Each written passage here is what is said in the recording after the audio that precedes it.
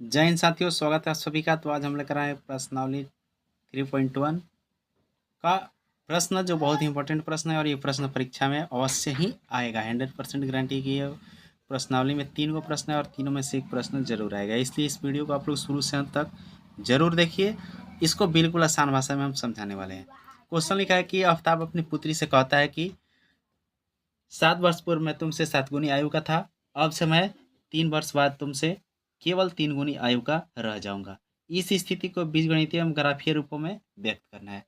यानी प्रश्न कह के आ रहा है कि आफ्ताब अपने पुत्री से कहता है कि 7 वर्ष पूर्व, पूर्व का मतलब पहले, मैं तुमसे 7 गुनी आयु का था, यानी अपने पुत्री से 7 गुनी आयु का था।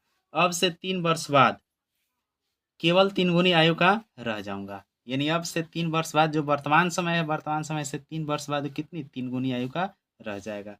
तब पूर्व का मतलब याद रखिएगा माइनस और बाद का मतलब प्लस। बस इतना ध्यान में रखिएगा तो बिल्कुल ही बन जाएगा। सॉल्यूशन करते हैं इस क्वेश्चन का। माना कि आफ्ताब की वर्तमान आयु, हमेशा क्या मानना है, वर्तमान आयु को ही मानना है। वर्तमान आयु बराबर x वर्ष। आफ्ताब की वर्तमान आयु x वर्ष हो गया, ठीक है। आफ्ताब की वर्तमान आयु कितना हो गया, x वर्ष, तथा उसकी पुत्री की, उसकी पुत्री की पुत्री की वर्तमान आयु, पुत्री की वर्तमान आयु को मान लीजिए y वर्ष। पुत्री की वर्तमान आयु बराबर y वर्ष। अब क्वेश्चन में क्या लिखा है कि 7 वर्ष पूर्व, तो पहले 7 वर्ष पूर्व आयु निकाल लेंगे। तो लिखेंगे 7 वर्ष पूर्व, 7 वर्ष पूर्व आफ्ताब की आयु, आफ्ताब की आयु। तो 7 वर्ष पूर्व, तो पूर्व का मतलब क्या बताया अभी, पूर्व का मतलब होगा माइनस, यानी कि x-7। पहले है तो x-7 वर्ष, 7 वर्ष पूर्व है तो x-7 वर्ष होगा। तथा उसकी पुत्री, उसकी पुत्री की आयु, यानी उसकी पुत्री की भी आयु 7 वर्ष पहले क्या होगी, पुत्री की आयु आई है तो y में से इसको माइनस कर देंगे तो y-7 वर्ष हो जाएगा। इतना बात समझ में आ रहा है सबको। प्रश्नानुसार, प्रश्नानुसार यानी प्रश्न के अनुसार,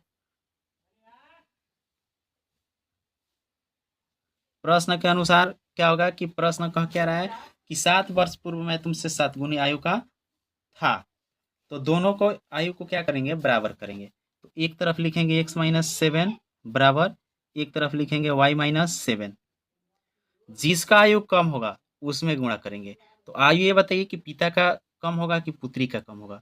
जाहिर सी बात है कि पुत्री की आयु कम होगा, तो मतलब पुत्री में 7 से गुणा करेंगे। 7 गुनी है तो 7 से गुणा पुत्री की आयु में करेंगे, तो पुत्री की आयु क्या है, 7 - y है।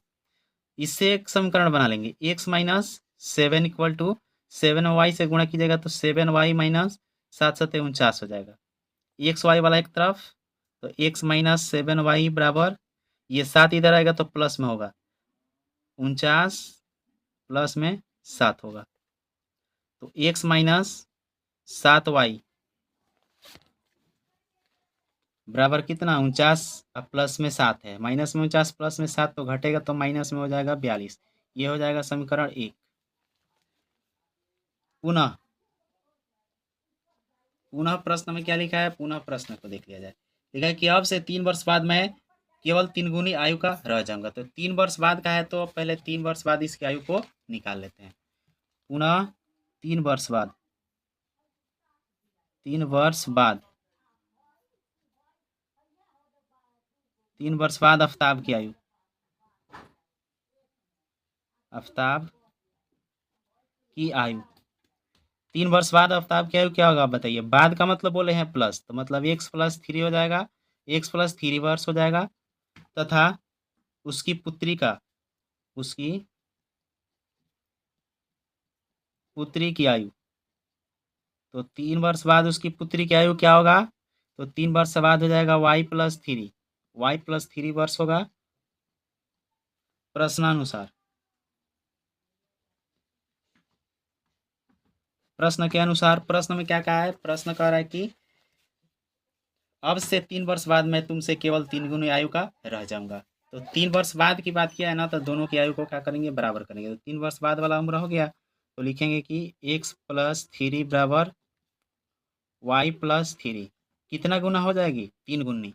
तो मतलब कि जो इसका उम्र कम होगा उसमें गुणा करेंगे तो 3 गुनी होगा, तो 3 से इसमें गुणा कर देंगे तो दोनों बराबर हो जाएगा। तो यहाँ से x का मान निकालेंगे, एक्स वाई एक तरफ करेंगे तो x-y बराबर, पहले x+3y लिखिए, x+3y बराबर 3 से इसमें पहले गुणा कर लीजिए तो 3y अब प्लस में 3 3 का 9 हो जाएगा। अब एक्स वाई वाला को एक तरफ करेंगे तो x-3y बराबर 9, ये प्लस में इधर आएगा तो माइनस में 3 हो जाएगा। तो x-3y इक्वल टू 9 में से 3 घटेगा तो 6 हो जाएगा, ये हो जाएगा समीकरण 2। यहाँ तक क्या हो गया, बीजगणितीय रूप में व्यक्त हो गया। अब हमें ग्राफीय रूपों में व्यक्त करना है। ग्राफीय रूप में प्रदर्शन के लिए समीकरण 1 से लिखेंगे। अब समीकरण 1 से, अब समीकरण 1 से, तो समीकरण 1 दिया क्या है कि x-7y इक्वल टू -42। अब यहाँ से x का मान निकालना आसान है, तो x का मान आसानी से निकालेंगे। x बराबर क्या हो जाएगा, माइनस में 42 और ये इधर आएगा तो प्लस में 7y हो जाएगा। यहाँ से x का मान निकल गया, तो अब सारणी बनाएंगे। ठीक है, यहाँ बना देते हैं।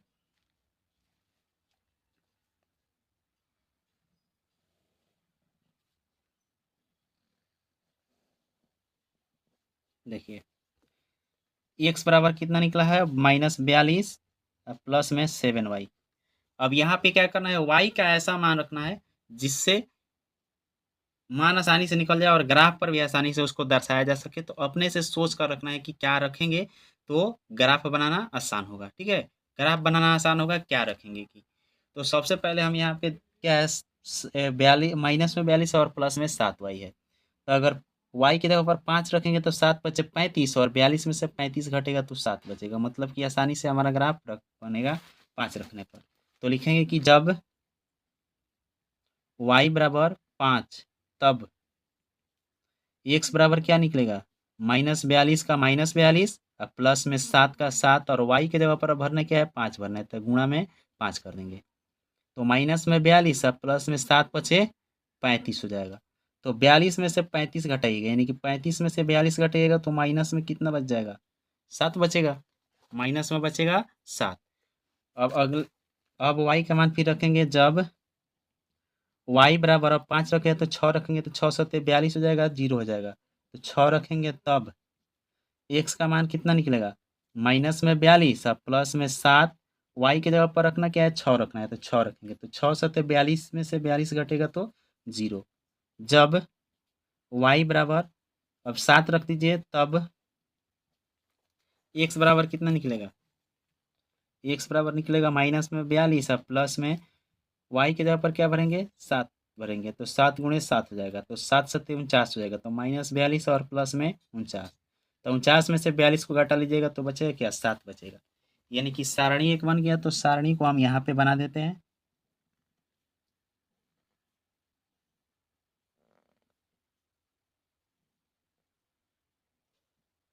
सारणी को ऐसे बना लेना है, ठीक है, और यहाँ पे लिख देना है सारणी नंबर 1। सारणी नंबर ये 1 है।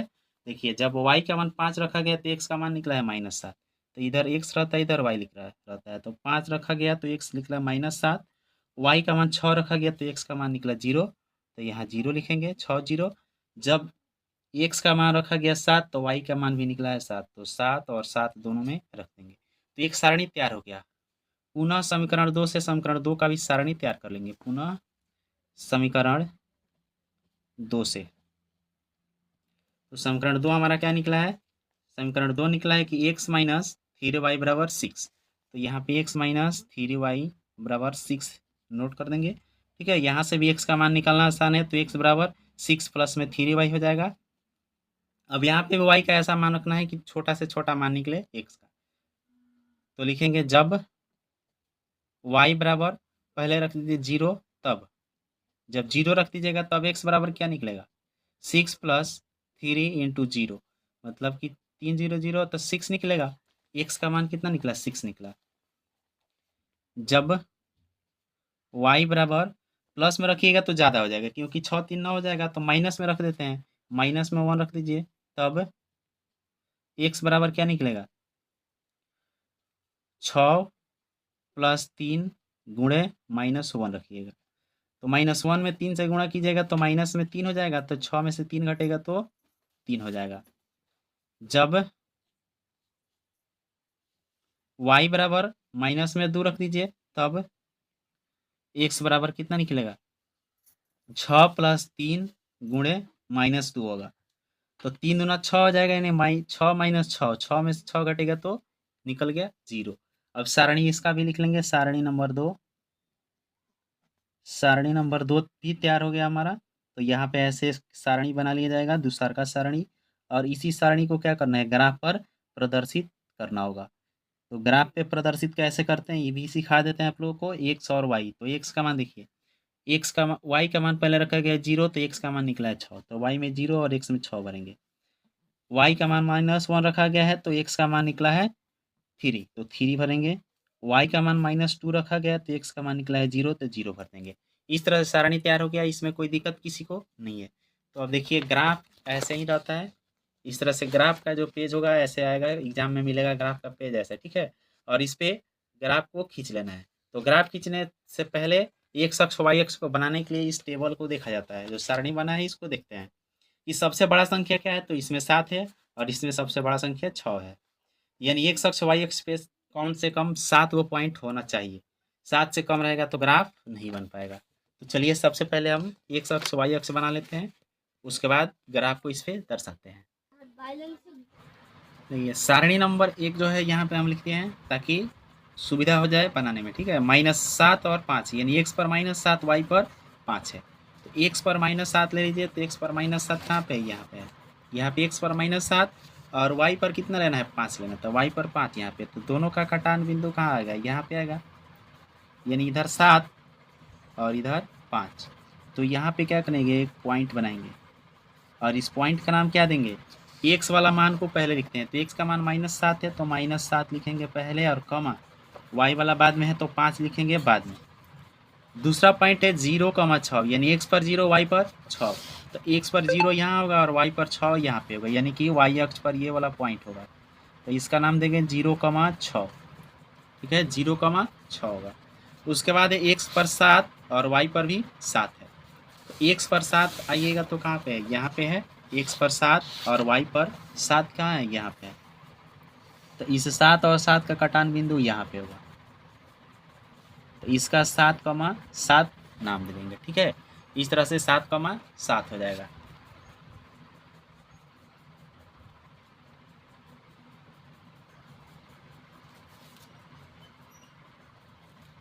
अब इस तीनों पॉइंट को क्या करेंगे? स्केल रख करके मिला दिया जाएगा, ठीक है। स्केल रखेंगे और ऐसे सीधा स्केल रखना है इस पे, तीनों पॉइंट पे, और तीनों पॉइंट को एक रेखा द्वारा खींच देना है, ठीक है। जैसे सीधा यहाँ दिख रहा है, यहाँ से क्या करेंगे? एक रेखा खींचेंगे ऐसे, जो तीनों पॉइंट से होकर के गुजरेगा, ठीक है।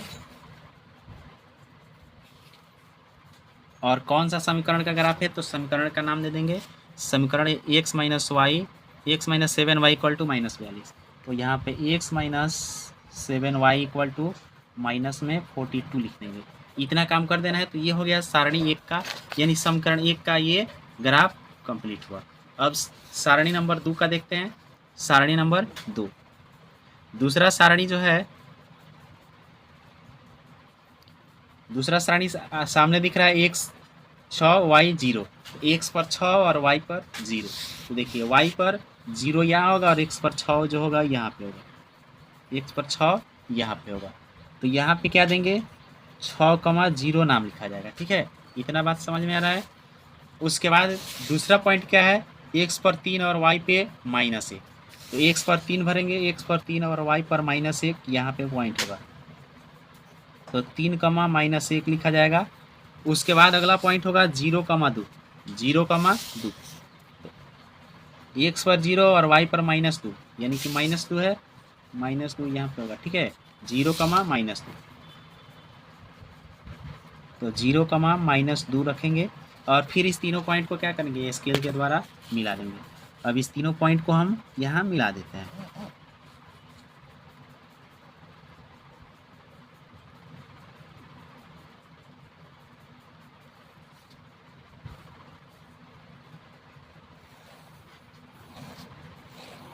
इस तरह से एक रेखा द्वारा मिला देना है, सीधा रेखा खींच देना है और एरो दोनों रेखा में क्या करना है, लगा देना है दोनों तरफ।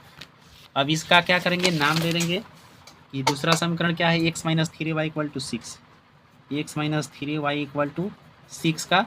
तो ये हो गया ग्राफ। लेकिन एक बात को लिखना पड़ता है, और क्या लिखना पड़ता है, इस बात को ध्यान रखिएगा कि लिखे कि x अक्ष पर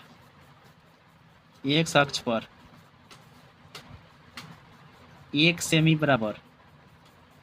सेमी बराबर 1 इकाई लिया गया, यानी कि दूरी जितना का लिया जाएगा ना, इस बात को लिखना पड़ता है। 1 सेमी बराबर 1 इकाई। फिर y अक्ष पर भी y अक्ष पर 1 सेमी बराबर 1 इकाई। इस बात को नोट कर देना है, लिख देना है। इतना बात लिखिएगा तो आपको पूरा फुल नंबर मिलेगा, 5 का 5 नंबर मिलेगा, एक भी नंबर नहीं कटने वाला है। तो आशा है कि ये समझ में आया होगा। अब हम लोग देखते हैं प्रश्नावली 3.1 का क्वेश्चन नंबर 2। लिखा है कि एक क्रिकेट टीम के एक कोच ने 3900 रुपये में 3 बल्ले तथा 6 गेंदें खरीदी। बाद में उसने एक और बल्ला और उसी प्रकार के 3 गेंदें 1300 रुपये में खरीदी। इस स्थिति को बीजगणितीय एवं ज्यामितीय रूपों में व्यक्त करना है। तो इसमें किसकी बात किया गया है, बल्ले का और गेंद का। तो बल्ला को x और गेंद को y मानेंगे। मान लेंगे कि माना कि एक बल्ले का मूल्य बराबर 100 रुपया। एक बल्ले का मूल्य कितना, 100 रुपया मान लेते हैं। तथा एक गेंद का मूल्य बराबर y रुपया मान लेते हैं। ठीक है, इतना बात समझ में आ रहा है। अब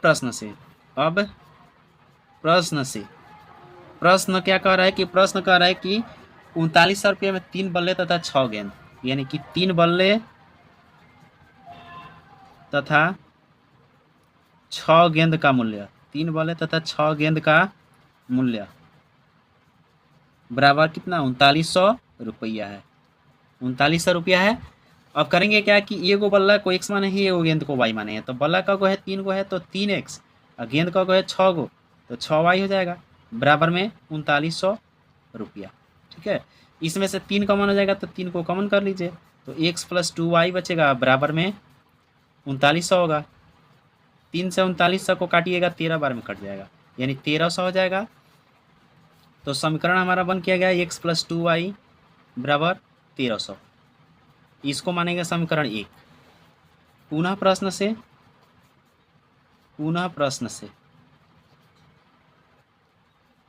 में क्या लिखा है, पुनः प्रश्न में लिखा है कि बाद में उसने एक और बल्ला और उसी प्रकार के 3 गेंदें 1300 रुपया में खरीदी। यानी एक और बल्ला खरीदा और क्या को 3 गो गेंद 1300 रुपये में खरीदा। एक बल्ला तथा 3 गेंद का मूल्य बराबर 1300 रुपया। ठीक है, एक बल्ला तथा 3 गेंद का मूल्य बराबर कितना, 1300 रुपया। तो बल्ला को माने हैं x और गेंद को माने हैं y। तो एगो बल्ला है तो केवल x हो जाएगा, 3 गो गेंद है तो 3y हो जाएगा, बराबर में कितना, 1300 हो जाएगा। इसको मान लेंगे समीकरण 2। अब ये तो हो गया बीजगणितीय रूप। अब इसको ग्राफीय रूपों में व्यक्त करना है, यानी ज्यामितीय रूपों कहिए चाहे ग्राफीय रूपों कहिए, तो इसको ग्राफीय रूपों में व्यक्त करेंगे। लिख देंगे ग्राफीय रूप में प्रदर्शन। अब इसको ग्राफीय रूप में प्रदर्शित करना है तो ग्राफ खींचने के लिए सबसे पहले क्या करते हैं, सारणी को तैयार करते हैं। तो लिखेंगे अब समीकरण 1 से, तो समीकरण 1 क्या लिखा है, 2x + 2y बराबर 1300। तो x + 2y बराबर में लिख देंगे 1300। तो यहाँ से x का मान निकालिएगा तो 1300 माइनस में हो जाएगा 2y। अभी इसी में क्या करेंगे, y का मान रखेंगे तो x का मान निकलेगा। तो y का ऐसा मान रखिए कि x का मान इसके आसपास निकले, मतलब ग्राफ खींचने में बिल्कुल आसानी हो। तो सबसे पहले हम y का मान कितना रख देते हैं, यहाँ पे 1300 है ना, तो 1300 है तो अगर हम रख देते हैं 400 रख देते हैं, तो 4 दूना 800 हो जाएगा, तो 13 में से 800 घटेगा तो 500। तो आसानी से बनेगा। तो लिखेंगे कि जब y बराबर 400 तब x बराबर 1300 माइनस 2 इंटू वाई की जगह पर भर देना है 400, तो 400 भरेंगे और इसको माइनस कर लेंगे, तो 1300 और माइनस 4 दूना 800 हो जाएगा। तो 1300 में से 800 घटेगा तो बचेगा कितना, 500 बच जाएगा, यानी कि x का मान निकला 500। फिर जब दूसरा बार रखेंगे, जब y बराबर 400 के बाद रख दीजिए 500, तब x बराबर कितना निकलेगा, 1300 का 1300 है तो 1300 रखेंगे, माइनस 2y है तो माइनस 2 इंटू 500 भरेंगे y की जगह पर। तो 1300 माइनस 5 दूना 10, यानी कि 1000 हो गया। 1300 में से 1000 घटेगा तो 300 बच जाएगा, यानी दूसरा मान 300 हो गया। और तीसरा मान भी यहाँ पे निकाल लेते हैं। यहाँ पे एक लाइन खींच देते हैं।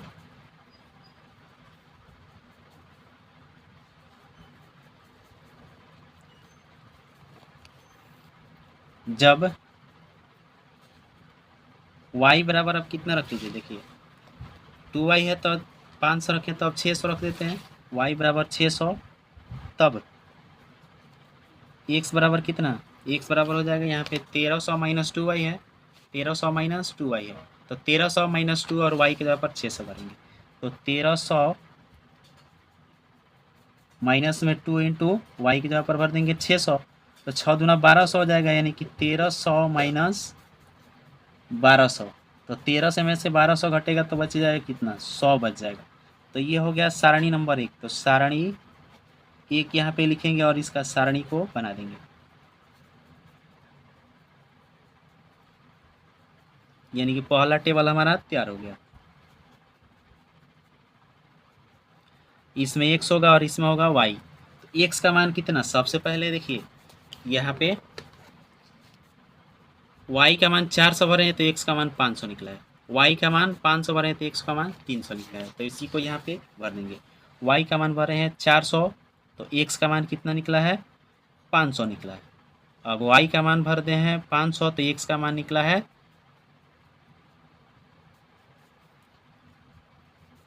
x का मान y के 400 भरे हैं तो x का 500, फिर y के 500 भरे हैं तो x का निकला है 300। उसके बाद यहाँ पे y का मान 600 भरे हैं तो x का मान कितना निकला है, 100 निकला है। तो ये सारणी नंबर 1 तैयार हो गया, रेडी हो गया। पुनः समीकरण 2 से, पुनः समीकरण 2 से अब ले लेते हैं।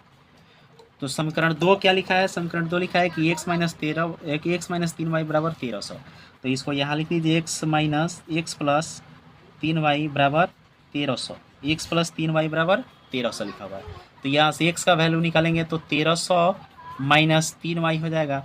तो 1300 का 1300, अब यहाँ पे क्या करेंगे, इतना ही पर रखेंगे। जब y का मान भरेंगे, अब y बराबर कितना भर दिया जाए, y बराबर इसमें 3 3 का 9, 300 भर दीजिए, आसानी से निकल जाएगा 300। तब x बराबर कितना हो जाएगा, 1300 माइनस 3 गुणे 300, तो 3 3 का 900, 13 में से 900 घटेगा तो 400 हो जाएगा।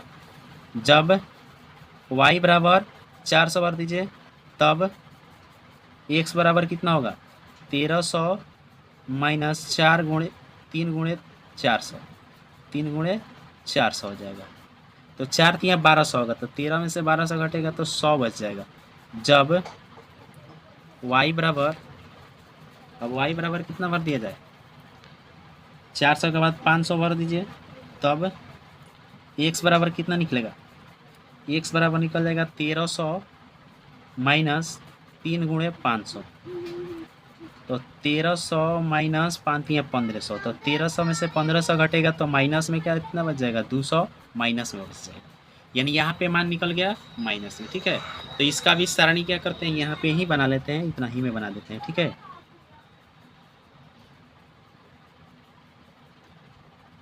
दूसरा सारणी यहाँ पे तैयार कर देते हैं। ठीक है, एक्स वाई, एक्स का मान, y का मान 300 भरा गया तो x का मान 400 निकला है, तो y के जब में 300 इसमें 400 निकला है। अब y का मान भरा गया है 400, x का मान निकला है 100, y का मान भरा गया 500, तो x का मान निकला है माइनस में 200, इस तरह से सारणी दो तैयार हो गया। अब इसी सारणी का क्या करेंगे, इस तरह का पेज पे आसानी से ग्राफ खींच देंगे। जो ग्राफ का पेज एग्जाम में मिलेगा उस पर ग्राफ खींच दिया जाएगा।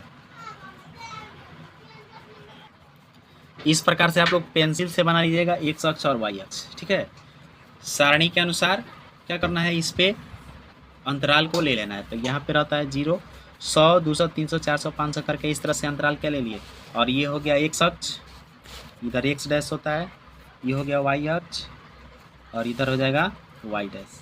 ठीक है, तो इसको अब क्या करना है, सारणी जो बना है उस सारणी को इस ग्राफ पे दर्शा। सारणी नंबर 1 जो लिखा है, एक्स पर 500, वाई पर 400। एक्स पर 500 कहाँ पे होगा, यहाँ पे होगा, और वाई पे 400 कहाँ होगा, यहाँ होगा। तो 400 और 500 का जो कटान पॉइंट है यहाँ पे होगा। तो यहाँ पे 400, 500 लिखेंगे। ठीक है, 400, 500। उसके बाद अगला है 300 एक्स पर और वाई पर 500। एक्स पर 300 और वाई पर 500 होगा, यहाँ पे होगा।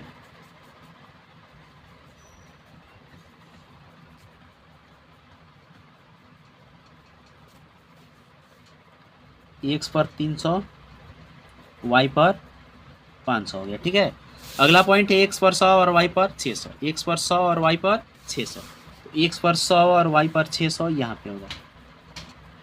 तो 100 लिखेंगे पहले, उसके बाद 600 लिखेंगे।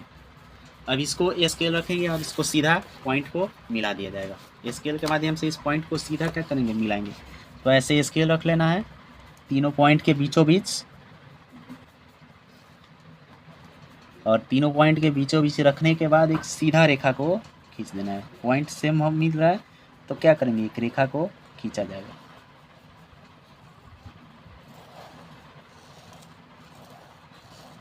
इस प्रकार से एक रेखा खींचा जाएगा और इस रेखा में दोनों तरफ क्या करते हैं, ऐसे एरो का सिंबल बना देते हैं, मतलब ये रेखा है। ठीक है, और ये कौन सा समीकरण का ग्राफ है, तो उस समीकरण को यहाँ पे लिख देंगे। समीकरण एक क्या था, 2x + 2y बराबर 1300। x + 2y बराबर 1300 का ये रेखा है। ठीक है, अब दूसरा सारणी और दूसरा समीकरण का ग्राफ यहाँ पे दर्शाते हैं। तो दूसरा सारणी क्या लिखा हुआ है, दूसरा सारणी में दिया गया है, दूसरा सारणी दिख रहा है आप लोगों को, देखिए x बराबर 400, y बराबर 300 है। तो x बराबर 400, x पर 400, y पर 300। तो x पर 400 यहाँ, y पर 300 यहाँ पे होगा। ठीक है, तो 400 और कमा 300 हो जाएगा ये। दूसरा बार है x पर 100, y पर 400। x पर 100, y पर 400। x पर 100 और y पर 400 होगा यहाँ पे 100, 400। उसके बाद x पर -200, y पर 500। x पर -200 यहाँ पे होगा और 500 होगा यहाँ पे। तो इसको माइनस में 200, 500 लिखा जाएगा। ठीक है, अब इसको भी एक स्केल रखेंगे और इसको सीधा सीधा मिला दिया जाएगा। ऐसे सीधा स्केल रखना है और इसको मिलाना है।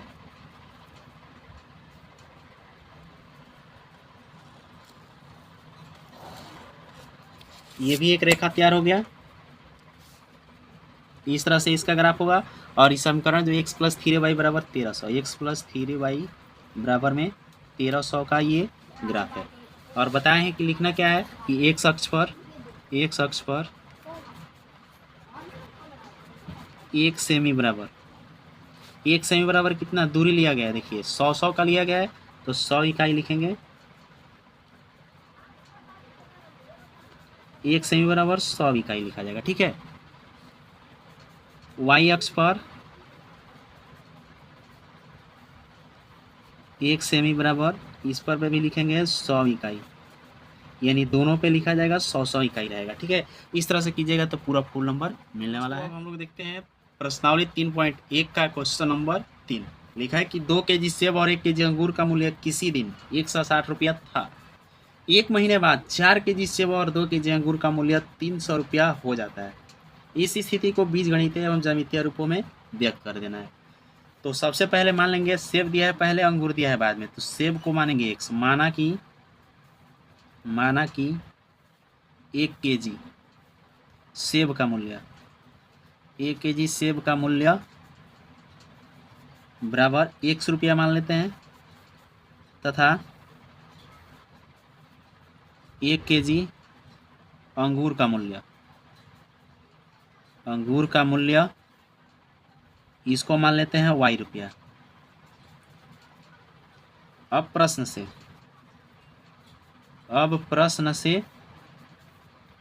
में क्या कहा है कि 2 केजी सेब और 1 केजी अंगूर का मूल्य 160 रुपया। तो लिख दीजिएगा 2 केजी सेब तथा 1 केजी अंगूर का मूल्य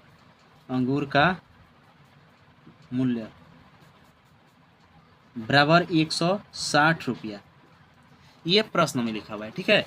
तो हम माने क्या है कि 1 केजी सेब को x और 1 केजी अंगूर को y। तो सेब कितना है, 2 केजी है तो 2x हो जाएगा, 1 केजी है तो केवल y हो जाएगा, बराबर में कितना 160। इसको मानेंगे समीकरण 1।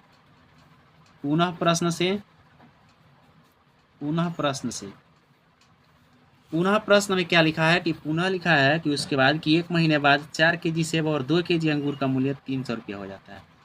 तो 4 केजी सेब तथा 2 केजी अंगूर का मूल्य बराबर 300 रुपया, ठीक है। तो सेब को 1 केजी सेब को x माना गया है तो 4x होगा, और 1 केजी अंगूर को y माना गया है तो 2 केजी है तो 2y हो जाएगा, बराबर में कितना है 300 रुपया है। यहाँ से 2 को कॉमन कर सकते हैं आसानी से, तो 2x प्लस y बचेगा, बराबर में 300 होगा।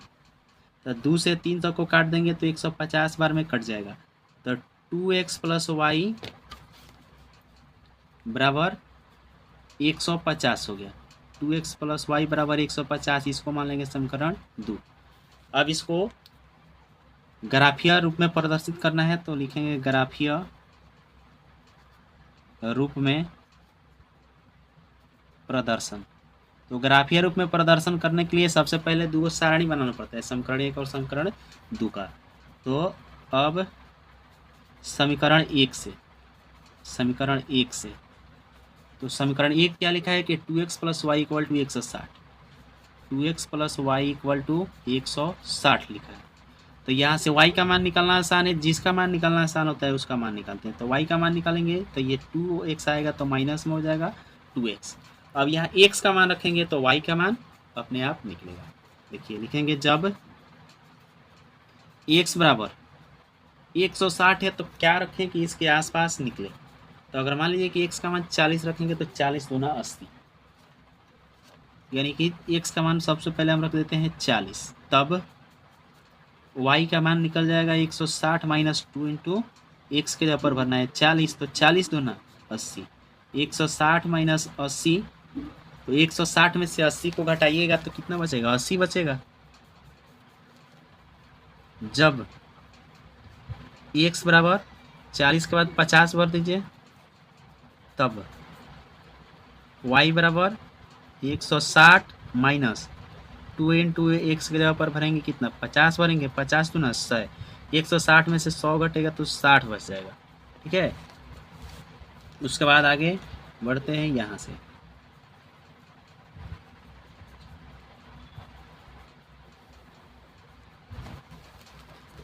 जब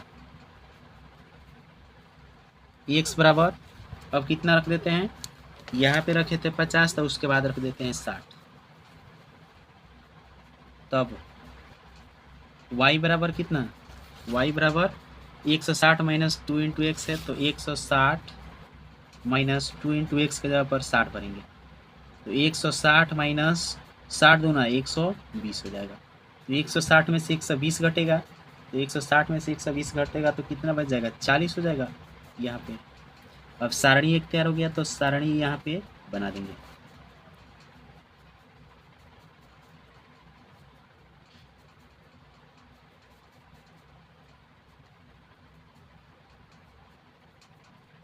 ये वो सारणी कंप्लीट हुआ। यहाँ पे x लिखेंगे और यहाँ पे y लिखेंगे। तो यहाँ x का मान 40 रखा गया, y का मान 80 निकला है, x का मान 50 रखा है, y का मान 60 निकला है। तो x के जगह पर 40 भरे हैं तो 80 निकला, 50 भरे हैं तो 60 निकला, और 60 भरा गया तो 40 निकला। तो ये सारणी 1 हो गया। अब सारणी नंबर 2 बनाएंगे समीकरण 2 से, पुनः समीकरण 2 से। तो समीकरण 2 क्या लिखा है? समीकरण 2 लिखा है 2x plus y equal to 150। तो यहाँ पे लिख देंगे 2x plus y equal to 150 लिखेंगे। यहाँ पे भी y का मान निकालना बिल्कुल आसान है। तो y बराबर 150, 2x इधर आएगा तो माइनस में हो जाएगा 2x। जब x बराबर, इसमें भी x बराबर इसी के आसपास रख दिया जाए, x बराबर 40 ही रख दिया जाए, x बराबर 40, तब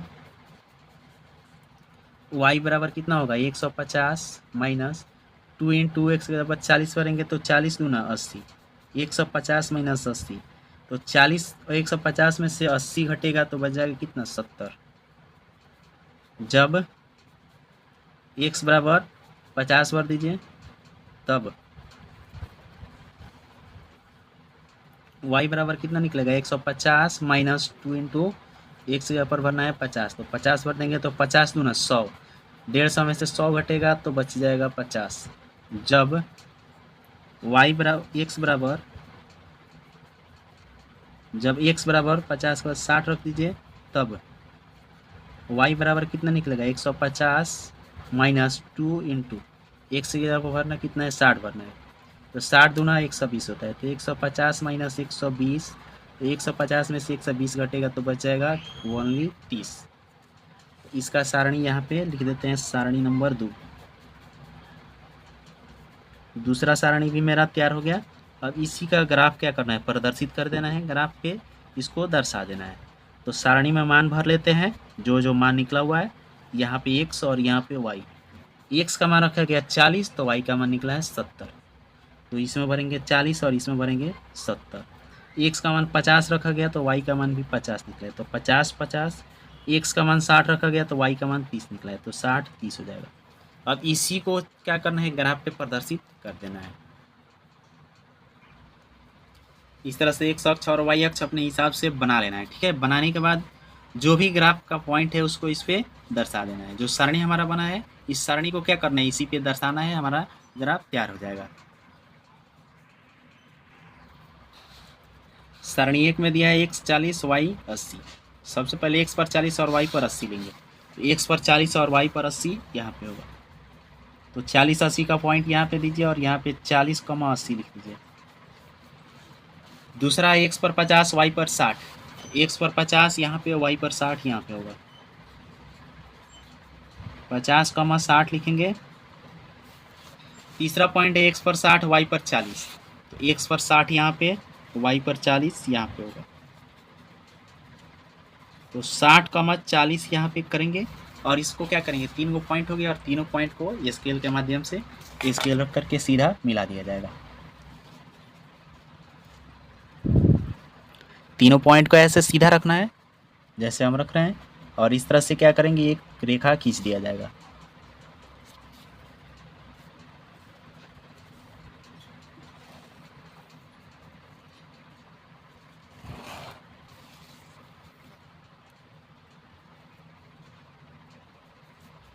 ठीक है, इस तरह से एक रेखा खींचेंगे और इस समीकरण का नाम दे देंगे। जो समीकरण हमारा निकला है वो समीकरण क्या है, पहला समीकरण है 2x plus y equal to 60, तो 2x plus y equal to 160 कर देंगे। ये हो गया पहला समीकरण का। और दूसरा समीकरण का जो सारणी है, सारणी नंबर 2 है, तो दूसरा सारणी का भी खींच देंगे। x पर 40 y पर 70, तो x पर 40 लेंगे और y पर लेंगे 70, तो x पर 40 और y पे 70 यहाँ पे होगा, ठीक है। तो इसको लिख देंगे 40,70, इसका निर्देशांक 40,70 होगा। उसके बाद है x पर 50 और y पर भी 50 है, x पर 50 और y पर भी 50 है, तो 50 50 यहाँ पे होगा, 50,50। उसके बाद है x पर, अगला x पर 60 और y पर है 30, x पर 60 और y पर 30 यहाँ पे हो जाएगा। ये हो गया 60,30 हो गया, ठीक है। इस तरह से हुआ। और इसको भी क्या करेंगे, एक रेखा के माध्यम से सीधा करके इसको मिला दिया जाएगा। तो ऐसे एक सीधा रेखा रखेंगे, स्केल को सीधा रख करके तीनों पॉइंट को आपस में मिलाएंगे। तीनों पॉइंट एकदम सीधा होना चाहिए, थोड़ा सा भी मिस्टेक नहीं होना चाहिए, ठीक है। तो इस तरह से पॉइंट को रख के जांच कर लेते हैं कि गड़बड़ तो नहीं हो रहा है। जब लगे कि बिल्कुल सही है तो क्या कीजिए, रेखा को खींच देना है। ऐसे रेखा को खींच देना है, ठीक है। इसमें भी एरो का सिंबल ऐसे लगा दिया जाएगा, एरो लगा देंगे इस तरह से। और इसका नाम दे देंगे क्या, ये कौन सा समीकरण का ग्राफ है, तो 2x plus y equal to 150, 2x plus y equal to 150।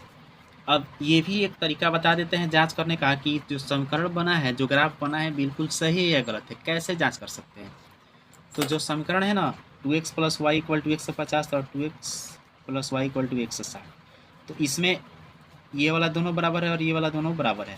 तो इस तरह से जब भी रहे लास्ट वाला बराबर नहीं रहे ना, तो उसका मतलब है कि रेखा जो होगा समानांतर रेखा होगा, और समानांतर रेखा हुआ है तो बिल्कुल सही होगा।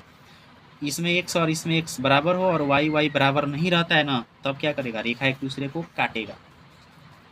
अगर दो बराबर, तीनों में से कोई भी बराबर नहीं हो तो क्या होगा,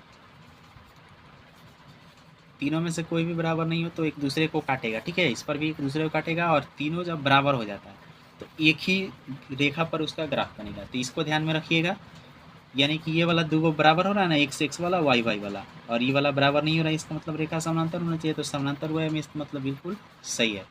तो अब करेंगे क्या, लिख देंगे कि यहाँ पे x अक्ष पर 1 सेमी बराबर कितना लिया गया है, उसी को लिख देंगे। x अक्ष पर 1 सेमी बराबर कितना, 10 इकाई लिया गया है, तो 10 इकाई लिख देंगे। 1 सेमी बराबर 10 इकाई। y अक्ष पर 1 सेमी बराबर 10 इकाई हो जाएगा। ठीक है, इस तरह का इंपॉर्टेंट वीडियो देखने के लिए हमारे चैनल पे जरूर जुड़े, और चैनल को सब्सक्राइब करके बेल घंटी में ऑल प्रेस कर दें। जय हिंद, जय भारत।